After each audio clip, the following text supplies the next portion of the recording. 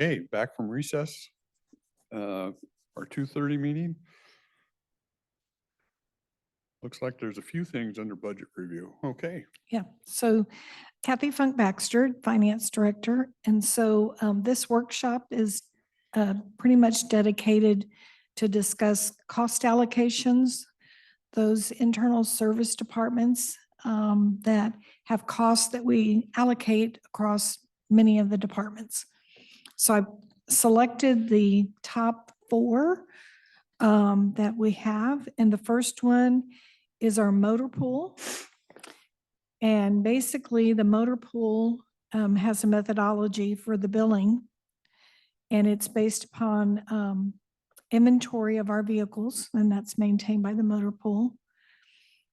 And then costs are broken into two categories: replacements and operations.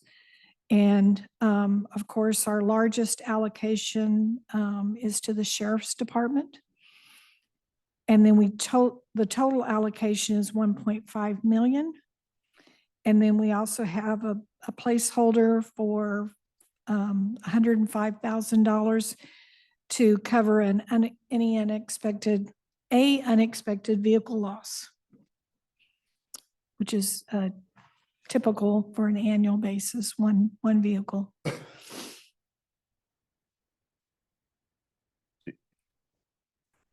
this methodology we've been using for a while Yes. and we're all comfortable with it. We think it's equitable, fair, okay. I probably asked the same question in all these, so Okay. I just want to know that everybody still thinks it's equitable, fair, and does what it's supposed to do. The allocation was redesigned in the Public Works Department because of complaints from departments for getting cost statements that were outrageously expensive. $250 oil changes. And I remember trying to have conversations with the cost accountant who was responsible for that. The first response was, don't worry about it. These aren't bills. These are just breakdowns. Didn't make any sense. And it was different the second time because I had some other questions and it came back and it was totally different. Yeah. It was just very bizarre. So they have restructured this. they at have some point in restructured time. it. It's much more reasonable to Okay. assume. So it was, yeah, $250 for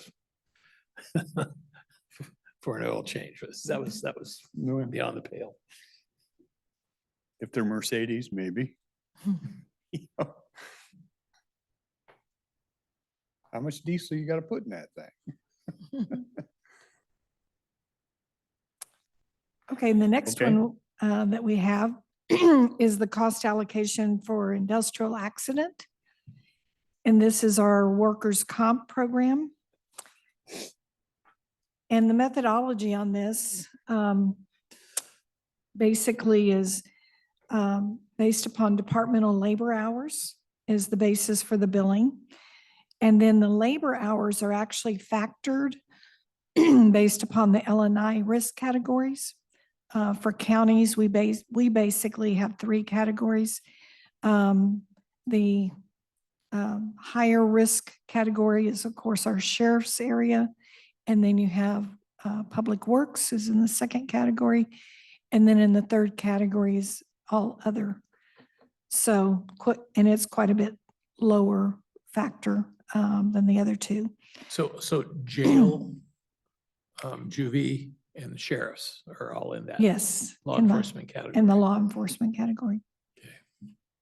But the healthcare workers aren't in that Not category. not in the highest Because category. They don't really administer medicines to patients. Correct. Okay. And then we're for this cost allocation for 2025, we've looked at our claims, our actual claims, and we are estimating an increase in the cost of those for 2025 based upon the number of outstanding and open claims that we currently have. And also because some of the claims that we've seen in this past year have been more expensive, higher expense surgeries, higher cost types of incidents. So, That's almost 100% increase. yes. Our other costs that are in the allocation includes, we have an excess worker compensation policy, like insurance policy.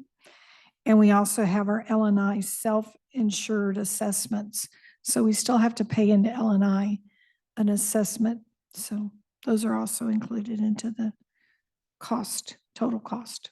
We have a few departments that have very low labor costs. And so being able to pay up for a large accident claim, for example, becomes an impossibility. Correct. And I think we had one before most of you were with the county, with the weed department. And very serious injury that occurred. And they were getting these huge bills from the county to recover those costs. And Yeah, this model doesn't utilize actual experience, or in the model, it's based upon hours. And so a small department is going to have a smaller number of hours and is going to share in the total cost at a lower level than a department that has a large number of hours. So in the risk element for L&I, you mentioned the sheriff's department is at one category, but there are an awful lot of workers in the sheriff's department who aren't commissioned officers. I mean, they're not deputies, but they're the civilian employees. Do they get treated differently in terms of the coverage? Because obviously their job's not going to be as dangerous as being out on the roads and confronting the criminal element. I'll have to look at that. I think we placed all of the sheriff's department hours in the higher category, but I can look at that to determine, because we're accumulating hours by a department and we're not accumulating the hours by a department and then further by classification. Okay. We'd have to do another cut to the hours if we did that. No.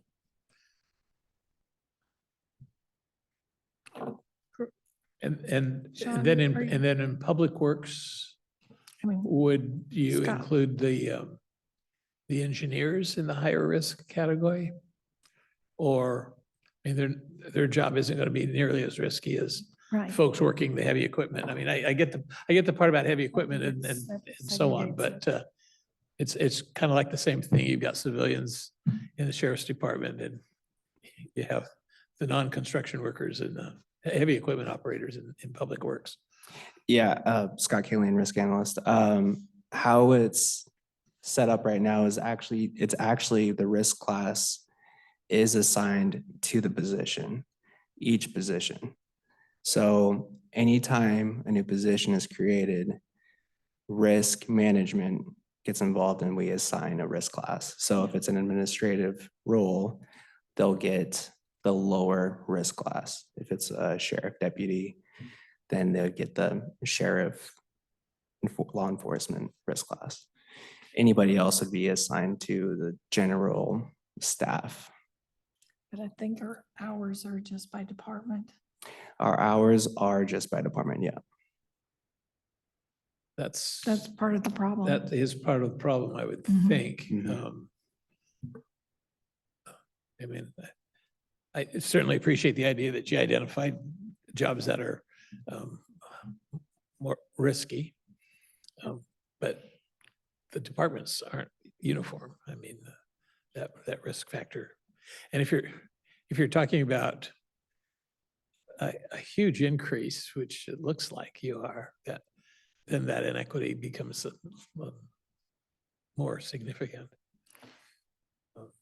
I'll see what we can do, but right now the hours are they're by department and they're not further segregated by their risk class. I mean, we possibly could do it, but I'd have to look at the programming.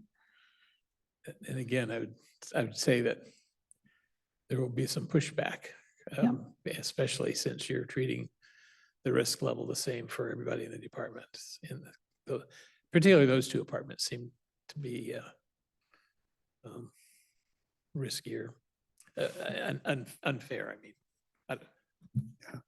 So, yeah, I don't really disagree with that. So right now, it looks to me like we estimate hours that they'll be out, and that has some history component to it, times whatever the dollar amount is of them being out anymore. And that's how we come up with the claims, the estimated claims. On the estimated claims, we're looking at the number of claims that we have outstanding right now and just estimating an increase over this current year over what we had budgeted. But to reach the 450, there must be a dollar amount you assign to each claim. So the estimated severity cost for each open claim, the open claims that we have right now are about 58,000. Okay, so you've Average. you've taken an average of what each claim is costing you and said there's going to be an increase of claims and the average cost is 58 or whatever that number is. That's where we came with the 450. Yes, and we also took into consideration what we still currently owe for those claims. Okay. So if I understood Commissioner Weber, then when you build the departments, right now, everybody's treated the same, but we're thinking there should be some are more risky than others, and it should be adjusted by a risk factor. Yeah, the departments, That makes Yeah. sense. I don't know how you do that, but I yeah, think that so makes we sense. have billed out, for example, the sheriff's department hours. We factored those to be at a higher number because they are the higher risk. But what the question is, the sheriff's department hours include hours for sheriff deputies as well as some of the administrative Civilians, yeah. administrative staff. Yeah. And so the administrative staff, because they're in the sheriff's department, are getting allocated at a higher rate Yeah, than if they were in a different department. yeah. I'm not suggesting it won't create some complications to try and figure that Yeah. out. But I think you would agree it's probably, if we can figure it out, it's a better way to do it. Or a Right. more equitable way to do Yeah, it. if we can get the query to work, it would be a more equitable way. But overall, in total, I don't know that it's that significant, but if we can figure it out, I'll It's look at prob- it. It's probably worth a look anyway, right, Mhm. Kathy? And then if it's insignificant, we say, well, we've done the math and it really doesn't. Yep. I can get. Is there a correlation? This excess policy is something we buy. Yes, that that's we- something we we think there- procure. Is there a correlation between that and the claims? I mean, is there any kind of, do we self-insure up to an amount or anything or to help hold those down or? Yeah, so the excess policy kicks in, I think at 250? 250 for your typical employee, and that's a little bit larger for a sheriff.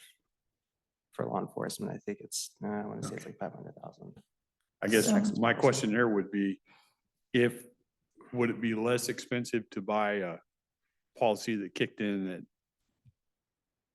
100, just pick a number, 100 versus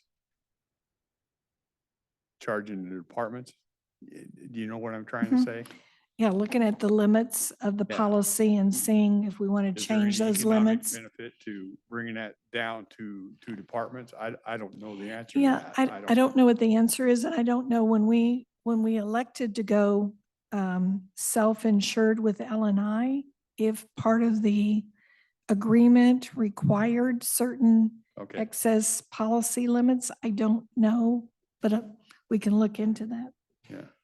And then the last thing I hit on this third-party contractor is this, because it looks like it's different every year. So is it a per case or is it it doesn't look like it's a set yearly bid. Hey, we'll do this deal for 36,000 a year. It must be Yes. per case. So I'm going to have a disclaimer here. I did not prepare 2023's cost allocations. I inherited what was in the files. So I don't know how they arrived at their numbers. Okay, So for example, that excess policy, I think they just estimated. I'm looking at actuals and trend.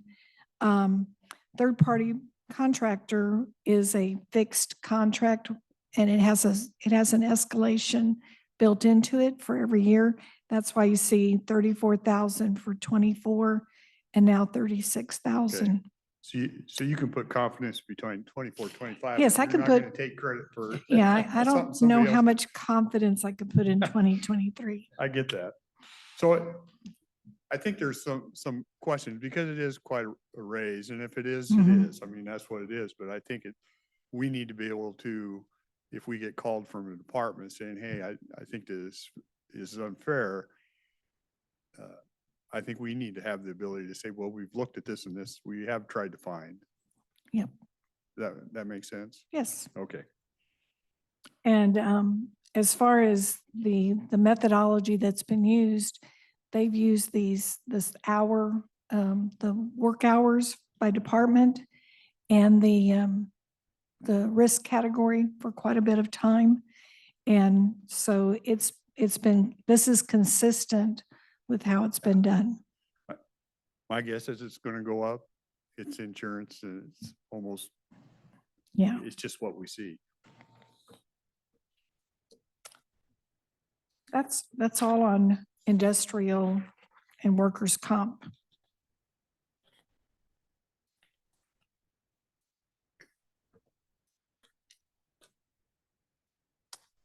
Okay, the next one should be our risk insurance and risk management allocation.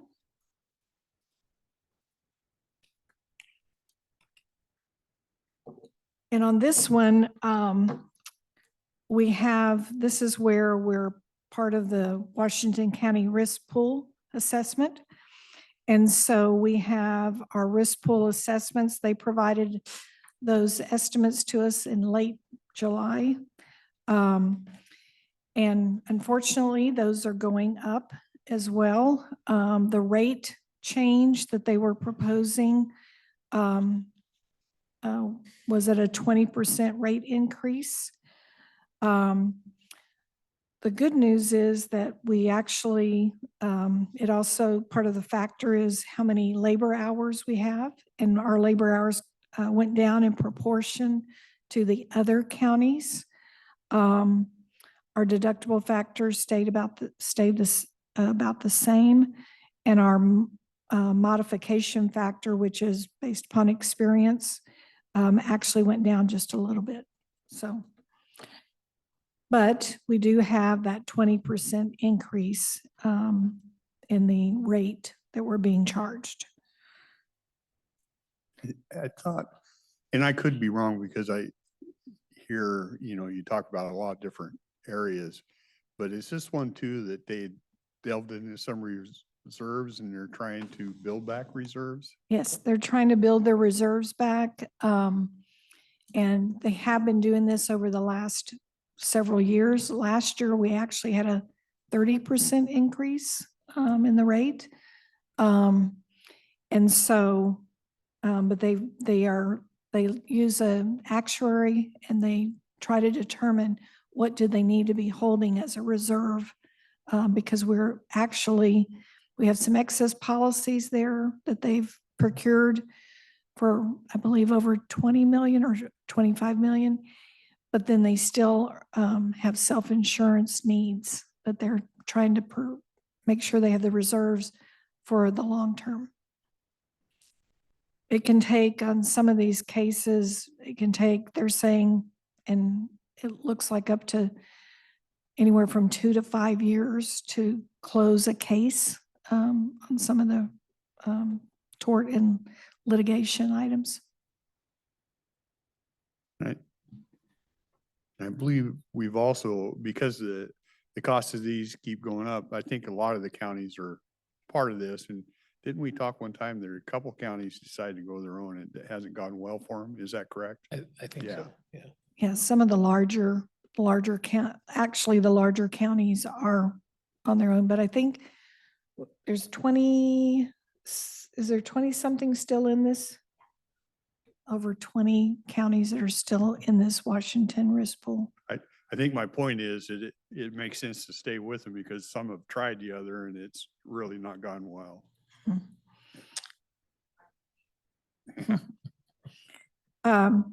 We also, as part of this, the largest one, of course, is just our regular liability program.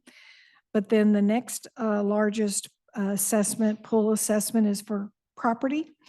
And so we do allocate the property assessment to facilities.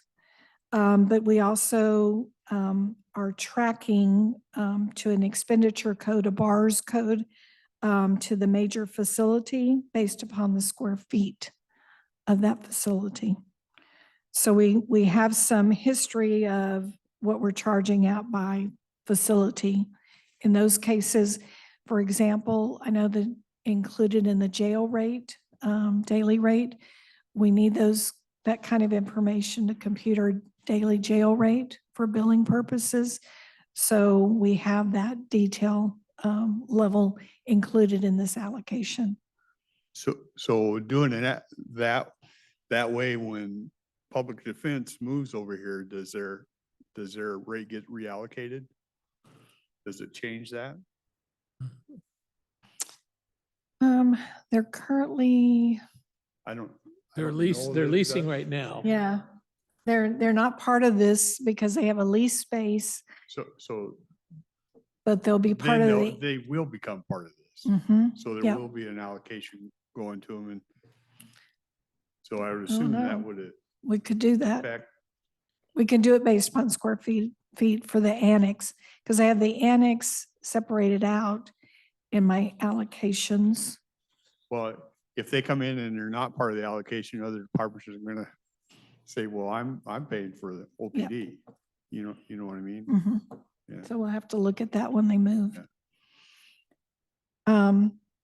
In the risk management totals, of course, then this model, very similar to the industrial accident model, is based upon hours worked for a department. We don't do a factoring on this one. This one is just based solely on hours worked by department. And then the other item in this year, we have a transfer out to liability claims, which is the fund that covers the litigation type expenses and things of that nature. Because we are responsible for the first $100,000 on the liability program. And we transferred traditionally about 100,000. This year, I'm recommending that we transfer 300,000 because we've had additional settlements. We've had additional expenses. And so the 100,000 is not going to be sufficient for the things that we've seen in this past year.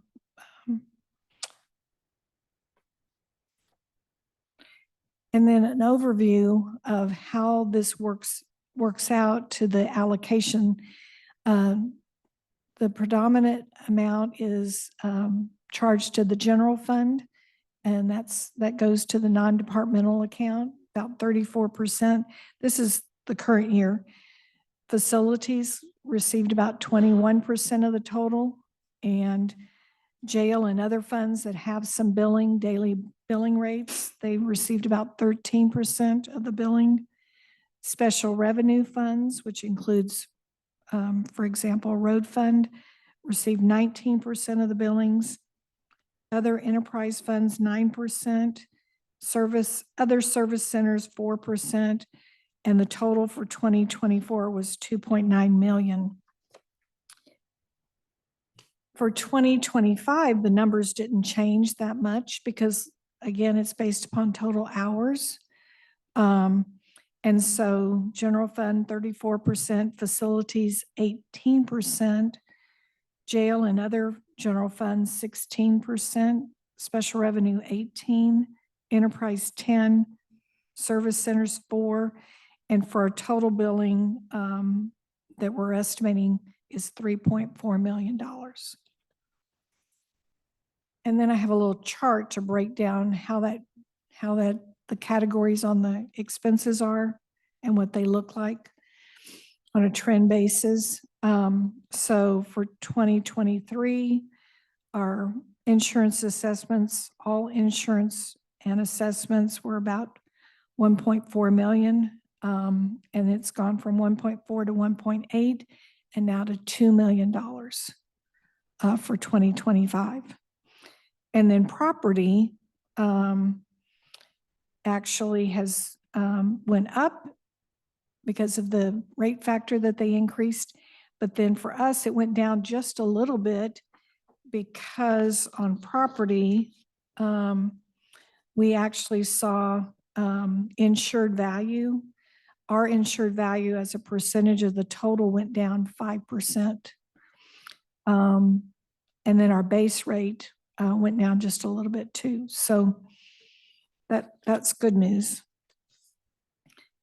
And then all other expenses, including the transfer out to liability claims, went from about $500,000 to 2025 up to $705,000. So that breaks out where the major categories of our expenses are for risk management.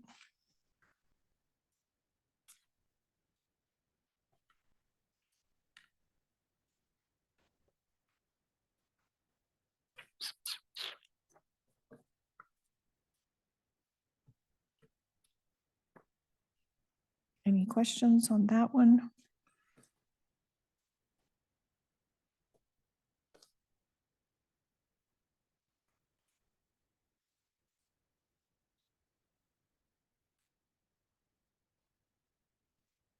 Gonna be a lot of pressure in 2025. It looks like that there's gonna be additional expense out there, right? From everything I'm seeing. Mm-hmm. And Yep. so I'll be upfront with you. I'm really strong at trying to hold the line of what we spent in the past year. So people need to sharpen their pencil on other areas that they can cut. I'll just be upfront here and tell you that that's my goal. Whether I'll get there or not, I don't know. But Yeah, I've started reviewing all of our budget submissions, and I'm looking at the differences, and some departments have already gotten some emails from me just asking the questions and just inquiring about, in general, any areas that increase significantly. I'm asking them to help provide an explanation. So, and to relook at it.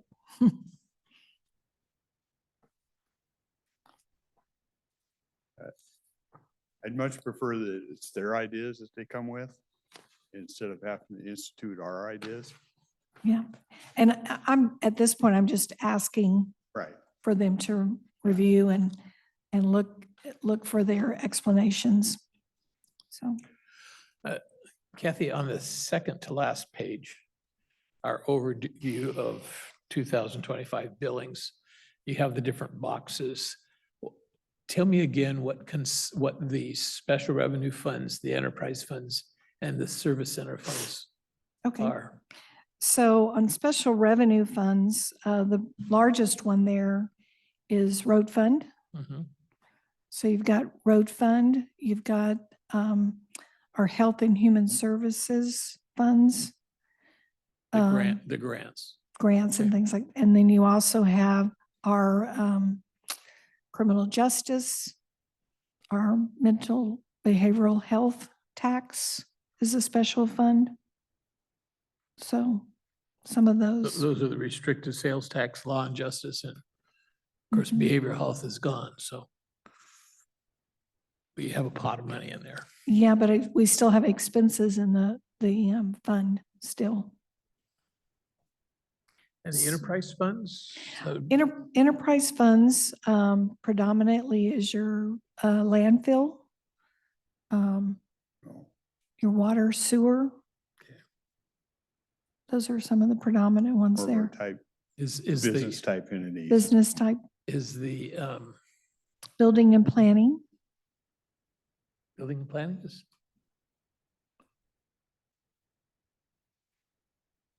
How about the tourism department? Oh, Yes, they're in the enterprise funds. During the enterprise fund, Mhm. okay. And then in your service funds, this is the other departments like IT is one of the predominant ones. Risk management's an enterprise fund, but they don't build themselves. But your IT. Your office? No, Oh, we're general fund. HR? No. HR's general fund. Mhm. Service centers, yeah, provide internal services, but the largest one is IT. So, Thank you. okay.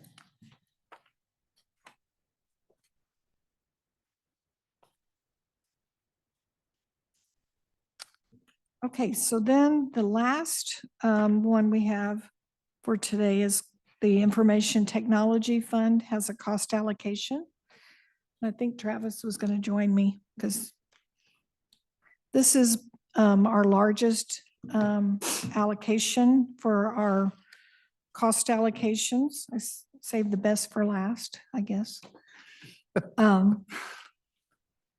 So there's some small changes for this allocation for 2025. We both our IT director and myself reviewed all of the expenses for accuracy. And then the telephone operations, we're proposing a change. Those have been billed out monthly. And we're proposing that those changes be pulled into IT because IT has been responsible for the replacement of the system, which was already part of the allocation, but the operational costs weren't. There's no significant changes to the total dollar amount for telecom that will be allocated to the departments on this one, but we're just for making things more efficient. We want to pull them into the IT allocation. And we also want to do their billings annually versus having to do billings every single month and have the departments pay those billings every single month. So So I'm hearing you say is we're not adding another bill to the departments. We're just going to bookkeep it a different way. right. Okay. Try to be more efficient and less costly. We also went through and updated the details for those, what we're reserving for long-term assets for infrastructure, things like that, other capital items. And we updated all the details related to that reserve accumulation that we're doing. And that was reviewed by our IT director and got good guidance on what we're doing there. So the methodology for IT has been that it's based upon looking at the number of devices and the number of FTEs for a department. And it was a 50-50 model. 50% of the allocation was based upon the department's inventory. And we have performed an annual inventory. I think since I've been here, every year they've done is in the summer with the summer intern helping. They've done that. And I think they've improved those inventories each year. And so this year it includes desktops, tablets, and laptops as well. And I was going to try to collect that data on how much, if it's changed drastically. In some departments, it did change because, for example, in the, I'll use the Superior Court as an example. They had a number of computers that were previously not included in their inventory because they had been purchased by AOC. And so now they're included in the inventory. And the same is true for some of the other departments that had AOC computers, but they were the ones that had probably the largest number. And then 50% is based upon the FTEs of the department. And then we also, I would assume the reason for that, Travis, even though we didn't purchase, they got to purchase the computers through a different funding source. We still maintain them. That's my understanding. yeah, So that would, I guess that's the we still maintain them and thought now, process. yeah. How you would allocate it is because we still, when they have a trouble with it, they probably call us or call you and fix it. Yeah. Yep. And also the AOC is no longer replacing those computers as they previously had done. So now it's all back on the county to replace those computers at the end of their life. Do we build departments? I know we have a fund that we build up, and when our equipment expires and we have this fund we can do with, do we say Department of Justice was getting their grants from a different place to get those? Would they be contributed in there or would they not? And does that change now, one way or the other? Well, that's one of the reasons why the inventory went up, because those were paid for by the AOC before. So it's similar to what you're saying. They paid for them as a grant, So basically. in this allocation, there's also built in for this replacement fund or whatever. Right, you wanna yes. Call it, yeah. Yeah, and pretty much on a regular basis, they've spread that out. And so you'll see they have a budget for minor equipment, and it's been anywhere, it fluctuates from 500 to 400,000 a year to utilize to replace desktop and laptop inventory. And then we include in the bill for IT, of course, a capital replacement and for long-term assets. And we move those funds over to the reserve so we can accumulate them, because they aren't going to be replaced every year. They're like 7 years, 10 years, servers, switches, some of those items. So we build up a capital reserve and replacement account to take care of those types of cost.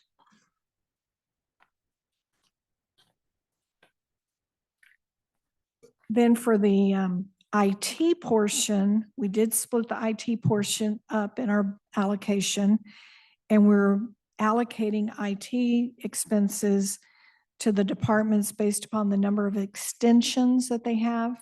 And so and then we also are, in addition to that, we're billing them for the replacement cost of a telephone system for the future to have funds available when the life of that system is complete. And we're doing that we're doing estimating a replacement over a 10-year period for that.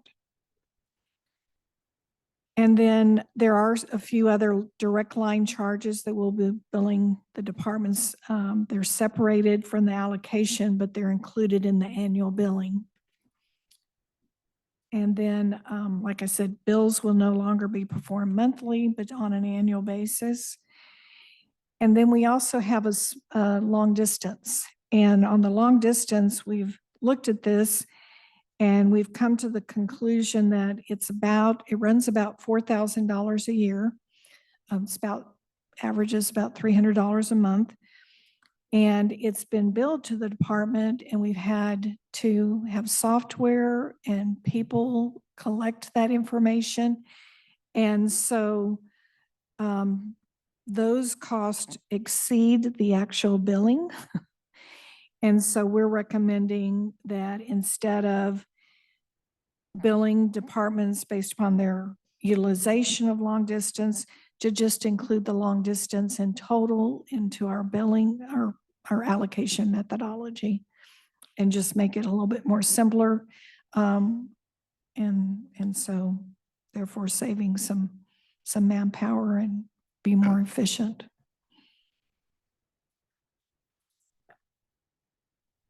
On the IT portion, there's a lot of different costs, and some of the predominant costs are, of course, the IT salaries and wages and benefits. They're included. All of the software licenses and maintenance for major systems utilized by the entire county have been included in the allocation, including the phone system. Those specialized software systems that a department operates, they're not included in this allocation. They're part of the department's expense. So, and then desktop replacements are historically been done every 5 years. And traditionally that's run about $400,000-$500,000 a year. And then we also have other expenses in IT for supplies. They're a recipient of internal service department billings, training, professional development are all expenses of IT department as well. And then, of course, the capital replacement reserve for the telephone, servers, infrastructure. So.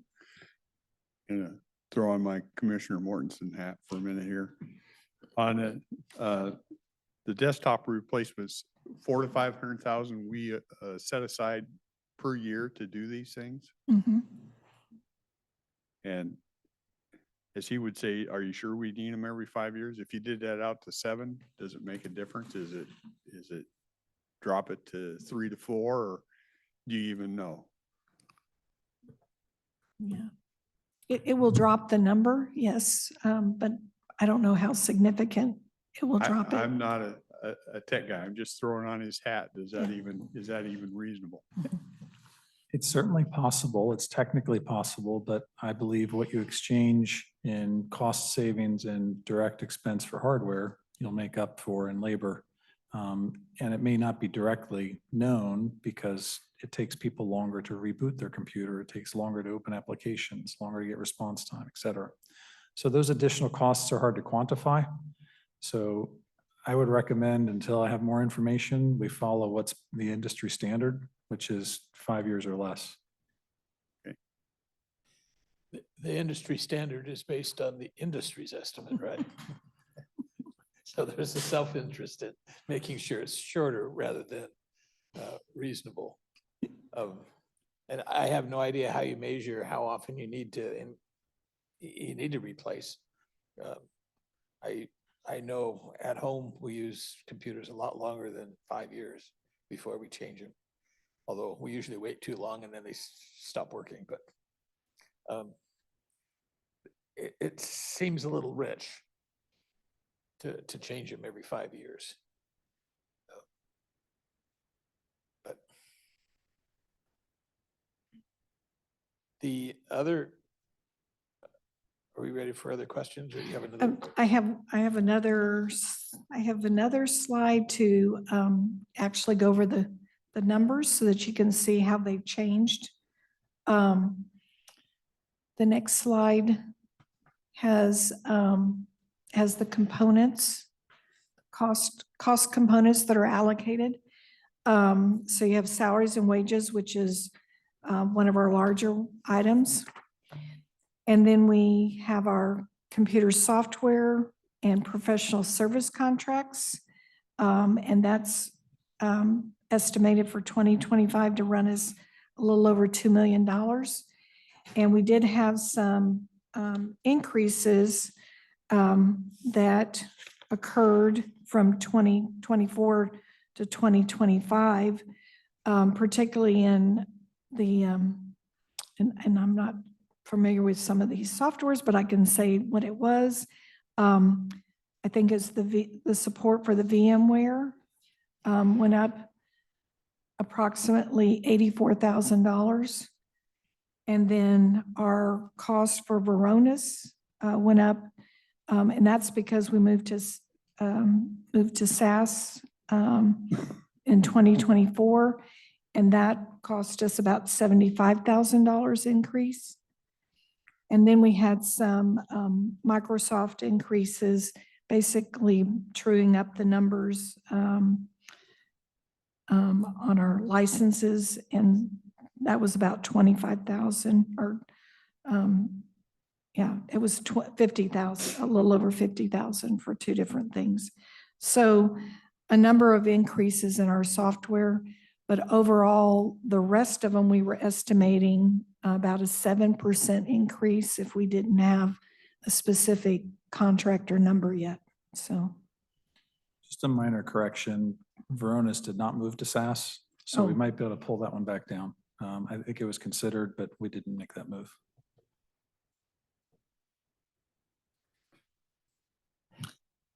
Question, and boy, I hate to ask this because, people say, well, he's looking to do something different, but I think we're financial people and we're supposed to ask these type of things.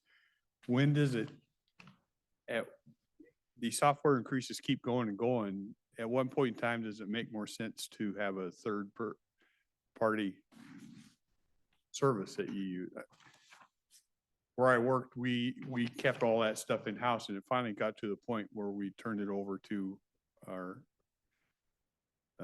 the people that, ran all of our stuff to do, and they kept the software up to date, and we paid a fee. When do you get to a point where it makes more sense to pay a fee versus doing it all yourself? And I don't know if there's an easy answer to that. And I'm not trying to get anybody's jobs. I'm just asking a question. Yeah, that question can be understood a few different ways. So I'm not sure if you're asking about licensing or labor. I'll assume that the context is licensing, and we could obtain licensing for some products from service providers, or we could obtain services that include software licensing. When there's an economy of scale, that may make sense.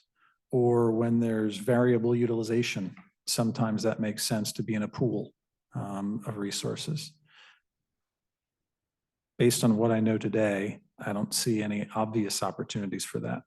Our utilization isn't seasonal, for example, where we would acquire a large amount of licensing, maintain it throughout the year to satisfy an end of year retail industry, for example. So I think because our licensing is relatively flat, and because we have a fairly reasonable scale, and we have opportunities to buy off state contracts that are negotiated at a larger scale, I'm not sure there's an easy option for procurement of licensing through other avenues. Okay, and actually, that's the answer I was looking for. I want to know that you're actually looking at those type of things, and obviously you keep that stuff in mind, so.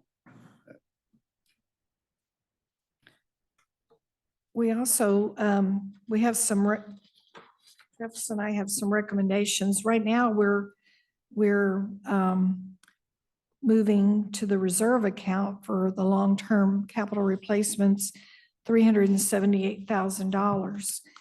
And then we have the details of what that makes up. And so looking at that, and then looking at the total replacement value, if we expanded it, what's the worst case scenario if we had to go back out and procure all these items? It's about let's just say $2.5 million approximately. Our current balance in our IT reserve account, I'm estimating that it's a little over $5 million right now at the end of 2024. And so I guess I'm jumping ahead to another slide, but anyway, that's an area where maybe we study this a little bit more and maybe we don't we don't do that reserve transfer this year, at least the 225,000, or maybe more, the 300,000 of it. So that's one item that we looked at, that we might be able to reduce those costs for this year. The other thing is that we've benefited from some ARPA dollars for the last couple of years that were set aside to help us pay for some software licenses. Well, those software licenses were included in our cost allocation, but we were getting some revenue back to cover those. Well, that revenue wasn't offset in the billings. And so that's about $300,000 that we could reduce at least this coming year, reduce the annual billings because we have this other offset for it. Eventually that goes away, but we could at least potentially change that for this 2025. And then there's some other little things like I said, we wanted on the long distance, we could possibly cancel the software cost. We looked at a software that would improve our billings for long distance, but when we analyzed it, we said, okay, it's only $4,000. Why spend, $14,000 on software to bill out $4,000? So those are some of the things we're recommending that we could do to actually reduce the cost, at least for 2025, and then to continue to look at the reserves every single year to make sure what we have in there is what we really need for replacements and for unanticipated emergency needs. So.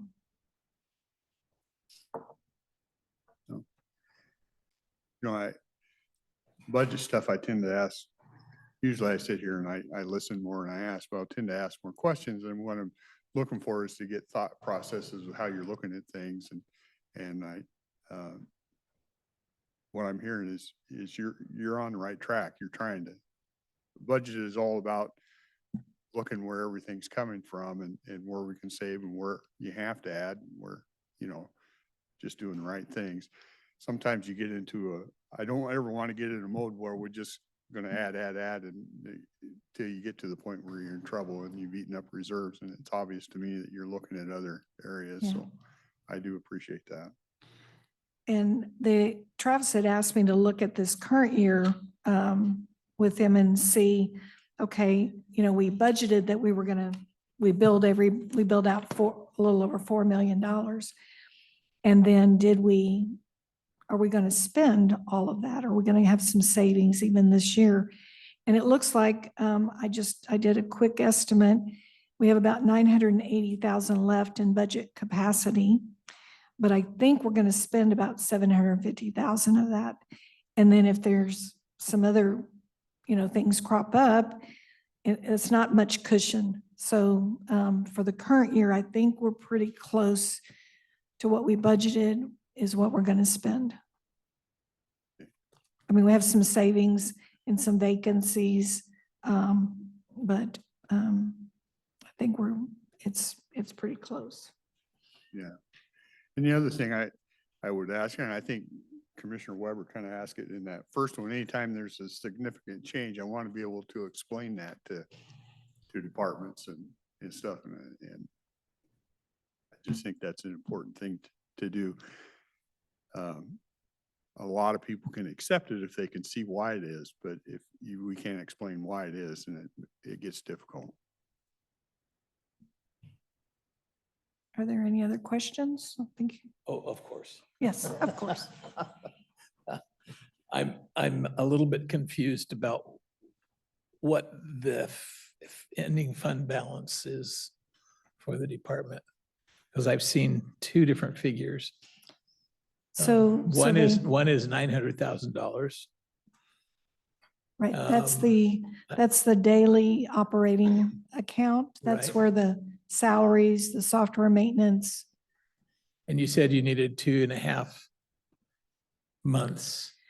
Yeah, I was just trying to be conservative and because of cash flow and things like that, that trying to keep a reasonable fund balance in the IT operating account. And then in the other account, which is the IT reserve account, that's the one that has over $5 million right now. And next year, we're slated to replace the rugged laptops, about 42 of those. So next year, we are going to budget an expense in that account for doing that, replacing those rugged laptops that are with the sheriff deputies. But then after that, we don't right now, until further study, right now, there isn't anything that we're budgeting as major expenses out of that 5 million reserve account.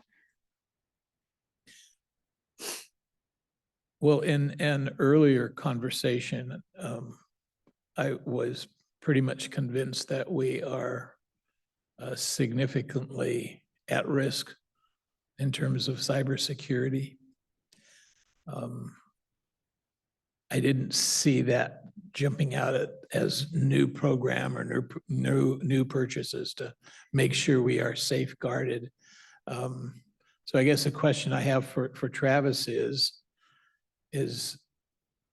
the $300,000 a year over 3 years that we've taken from ARPA and just parked it.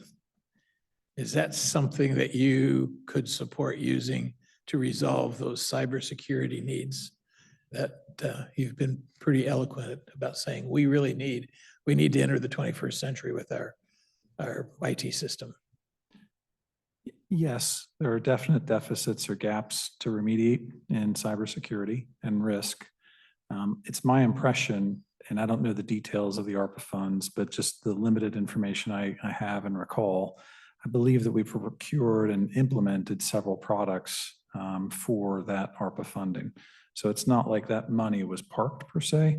I think that money's there to reimburse expenses that we've already incurred for things like the Verona software or Duo or Malwarebytes, specific security products that have been implemented or improved in the past couple of years.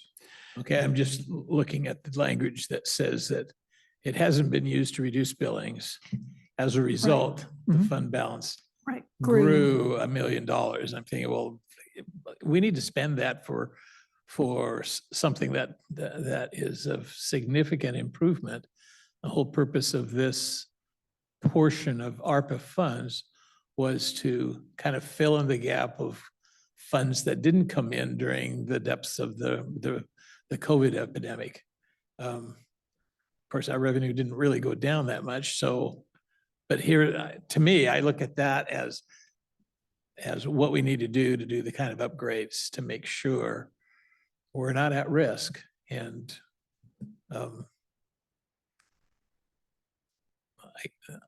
I'm hoping that you feel moved to make sure that the budget you are going to submit to us will outline a strategy to achieve the goal that you say we need. Yeah, I would say about the next year and that risk reduction, which includes cyber and disaster recovery for other catastrophic events. I kind of put those two buckets together under risk and mitigating that. We address that in a couple of ways. So one is we're trying to fill and in the process of working to fill a position for a security engineer. Certainly, the expertise that person brings and the input they bring will help guide what we do in the next year. One of the things we did in the reserve here is outline more specifically than what was done in the past, things that will be used to both upgrade the existing infrastructure, and possibly supplement existing infrastructure for disaster recovery purposes. So that will help mitigate some of the risk. As it relates to other security products and tools, we didn't necessarily, the budget currently doesn't reflect that, but I'd rather err on the side of not putting it in there now without knowing exactly what those tools or costs should be, knowing that we have a reserve that's relatively healthy that we can draw from if and when we're ready to do that. I feel like we'd be in a better position to do that throughout this year as we learn more, and then adjust in next year's budget. So I definitely appreciate that, but I'm a firm believer that our priorities are reflected in the budget that we adopt. And an ending fund balance means it's a savings account. If there's a hidden agenda where we spend down the savings account on purpose, then I think we're not being as open and transparent as we should be to the public. I don't think the taxpayers want us to have a huge amount of savings.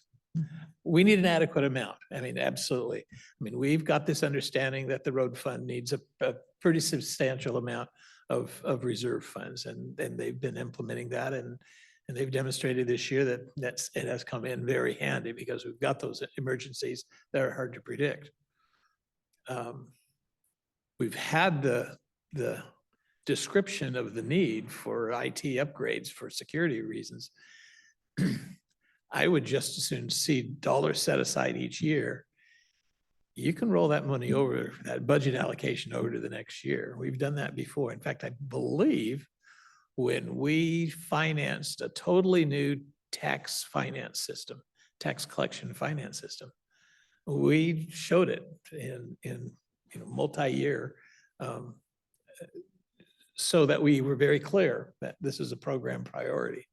I don't like hiding a lot of stuff in ending fund balances, because if we're planning to spend it, then it's not truly a reserve. But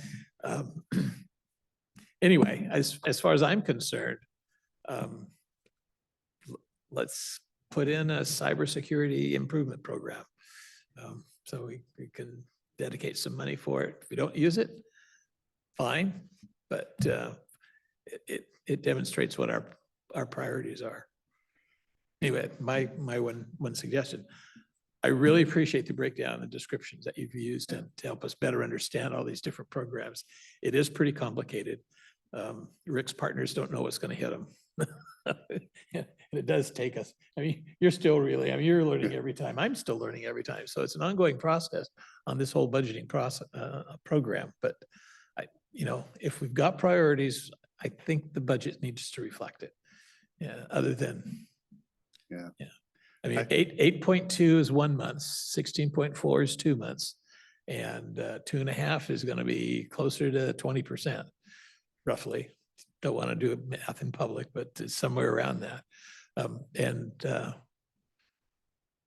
That suggests we're saving money. So let's identify it and let's improve that security.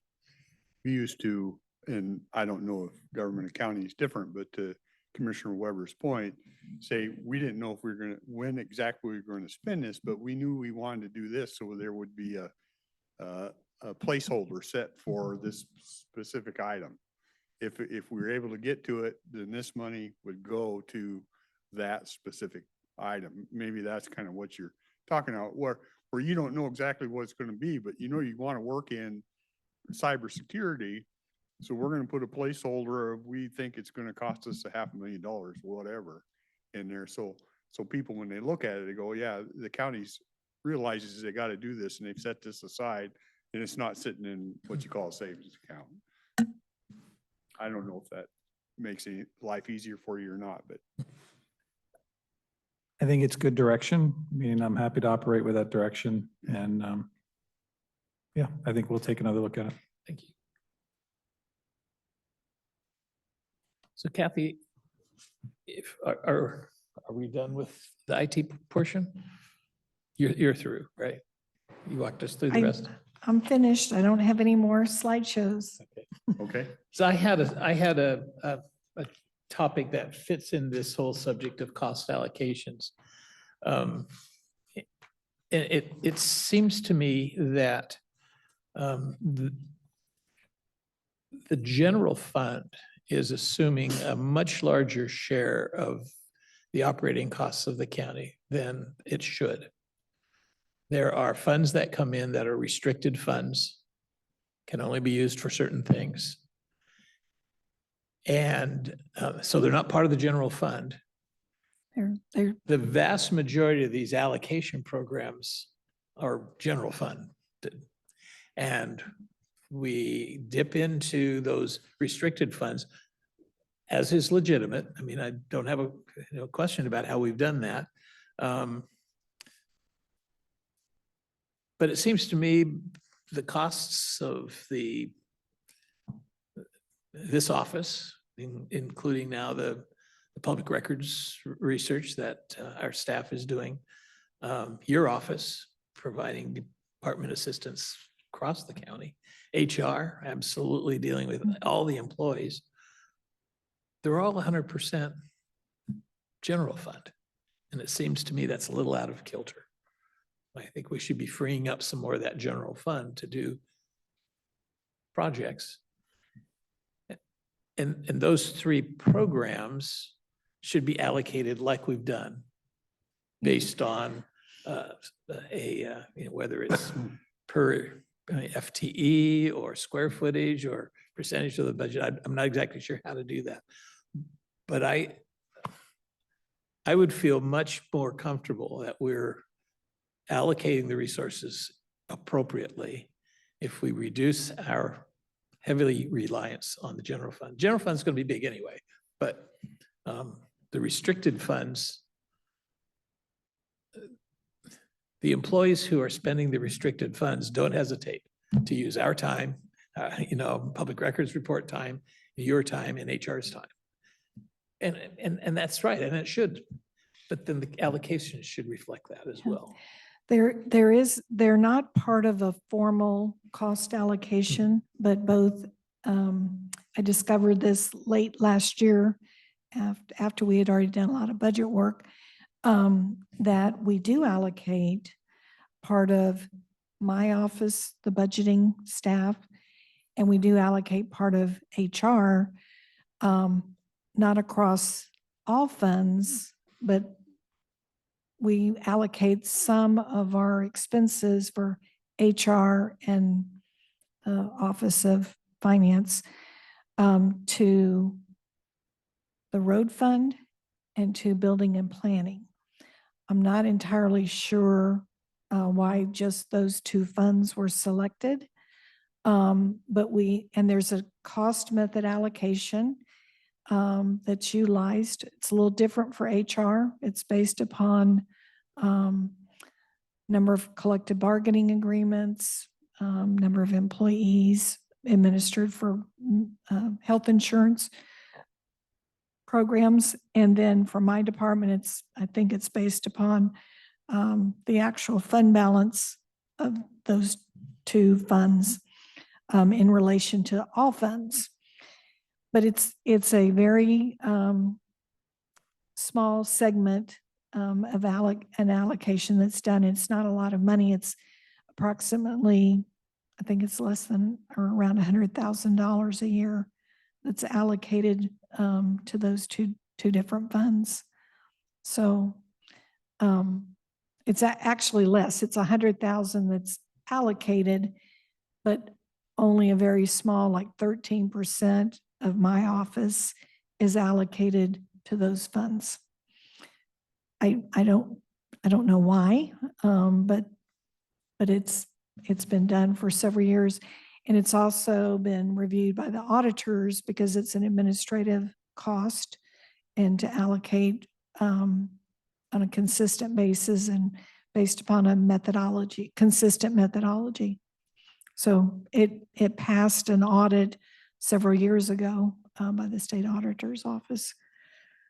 So, and it's continued to take place, but it's not part of our formal cost allocations because it's not done to all departments, if that makes any sense. No. I- Yeah, I and just think- only I those ju- I- two areas have been allocated. Unless there's a reason, and there may be some state laws that prevent that. I mean, Yeah. they talk about central services, and I've never quite Mm-hmm. understood what that is, although it supposedly includes IT. But financial management, I would think, would be a central service, so Mhm. certainly the stuff that we do, I mean, affects Yeah, all the the- departments, so. HR is included in that allocation, and so is my budget staff. But I don't know, there isn't any notes or anything like that about any other offices. And the auditor's office also does a cost allocation based upon utilization. And so they're also in the cost allocations, but it wasn't, I just gave you the top for ease of time and everything. I gave you the top ones. The auditor's office does an allocation too, so. And it's about 400,000 a year that's allocated, but they allocate to all departments. Because they're providing auditing services. Yeah. Yeah.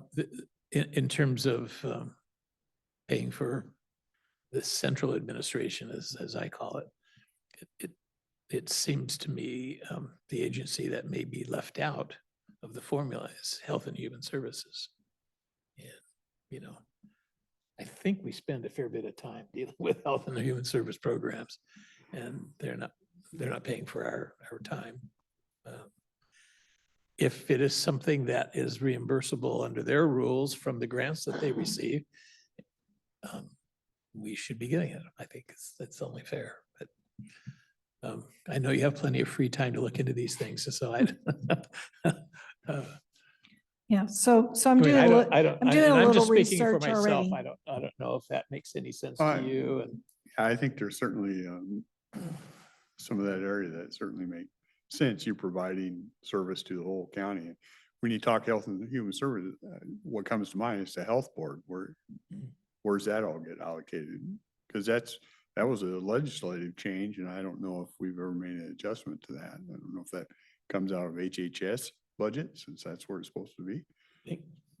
think travel, when they go to their conferences, that comes out of Health and Human Services, but Mhm. everything else is your office, right?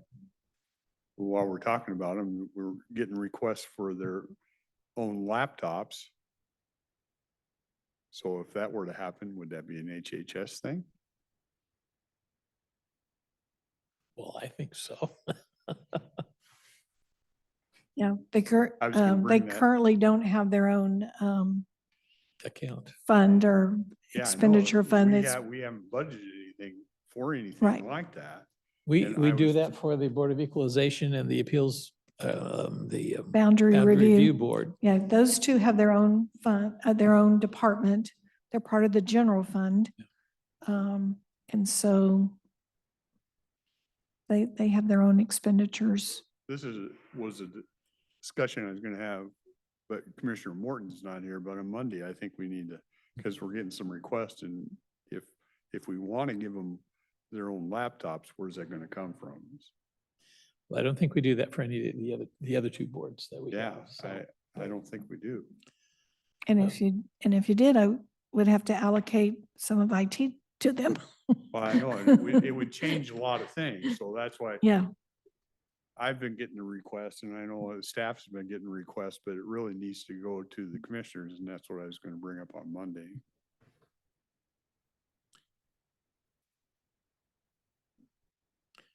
Well, I mean, it seems to me that could very clearly be a budget page listed with Health and Human Services. I mean, that does kind of make sense.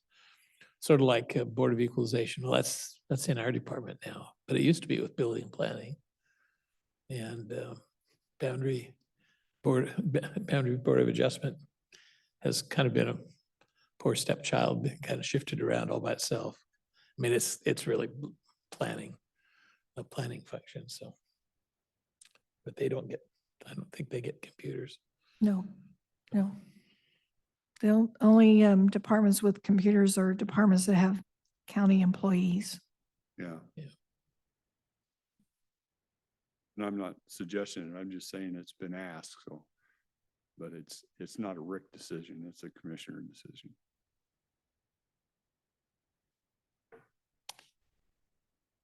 The other, the other perspective in terms of how general administration is funded might lie within some sister counties. Rather than trying to reinvent the wheel, there may be a county that's already figured it out. Or if you get a steady answer, no, the state auditor won't let us, or state law doesn't allow us. That makes the questions much simpler, but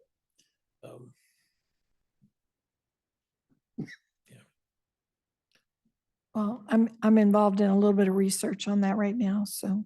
okay, great. Thank you. Well, I don't like the idea that we've been talking about 20% and 50% increases in some of these programs, but I also understand our own insurance has been going through the roof as well at home, so I shouldn't be surprised. There's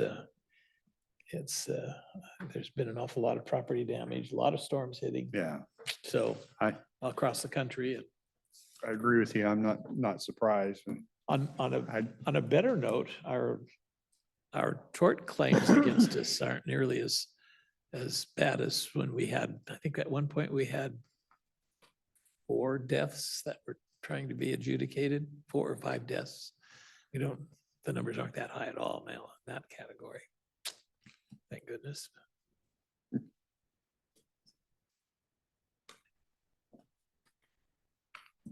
okay. Anything else? I'm We, fine. next week we'll have more budget workshops. Yeah, And the budget workshops that we have coming up, we have 2 weeks that we have time slots for departmental budget discussion. And then after that, we'll have behavioral health is one workshop. We have a massive one for public service, public works. They'll include their stuff as well as Do some of we their, get to their, give Sean their a bad- capital we get to plan. give Sean a bad time? Is that- Yeah, so, yeah, so we have a busy October. Yeah, So Sean, just a word of advice. I know you do a great job of illustrating your capital requests. Get him in a picture, with one of those big machines. It might go much easier. They did the last presentation. I think you superimposed my face over in one of the loaders. You guys cracked me up. You know, I know you get asked a lot of questions around budget, and I know sometimes it's not always comfortable to sit here and have to go through some of this stuff, but this is extremely important, and I think these conversations bear fruit, and it's the only way you get to the end game. So we appreciate them. I appreciate what you do, and I appreciate departments that are willing to come in and sit down and we talk over this stuff. So I made Travis and I on IT are making some recommendations. Can I circle back to ask if we can implement? Because we build out the departments in the preliminary budget that we put in. Oh, you're talking about these I- allocation yeah, changes Yeah, there? ITs, can we go ahead and reduce this year's allocation?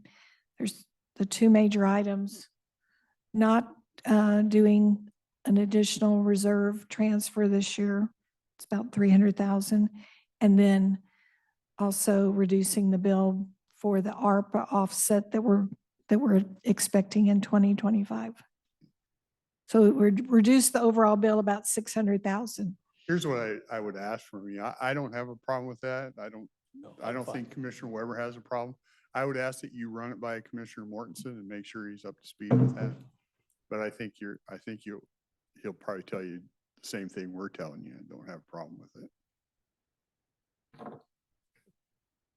Okay, I'll certainly do that. And I guess the question is on the other changes that we discussed related to cyber, how or when do we proceed with that? Do we make that change and come back here with the result of that? Or do you want to address that individually? How would you like to proceed there? as far as setting aside some money for that, I would ask how you do accounting. Are you able to designate a fund that says, hey, we're gonna set aside this or cybersecurity funds. We don't know what we're gonna spend, but we think it's somewhere in this range, so we're gonna set this aside. Yeah, I would. Just so it doesn't look like it's a savings account sitting out there that nobody's doing with. Yeah, I would recommend the IT reserve is for things like that. And so we could utilize the IT reserve. And in the past, you've utilized the IT reserve, I think, for some additional consulting that was done when I first got here. It was about $150,000. So earmarking part of that in the budget as an expense line on the IT reserve account and pulling it from the fund balance. So it would show like one of these, whatever they show. it'd be Cybersecurity a program. Line item, it shows cybersecurity and we're gonna reserve such dollars. I Mhm. think that would satisfy what Commissioner Weber was asking for. I think the question then is just using a fictitious amount, just for illustration, if it's $100,000 that we believe we're going to accrue in separate or additional cybersecurity expenses, do we want to allocate that to the departments or do we want to pull that from the reserve? I would propose at the moment, based on what we've done and review of the reserve, because the reserve seems more than adequate, that we don't bill additional funds to the department, but we'll still detail out what additional expense we expect to have in the next year for cyber. That work? Sounds good. Okay. Mhm. Okay.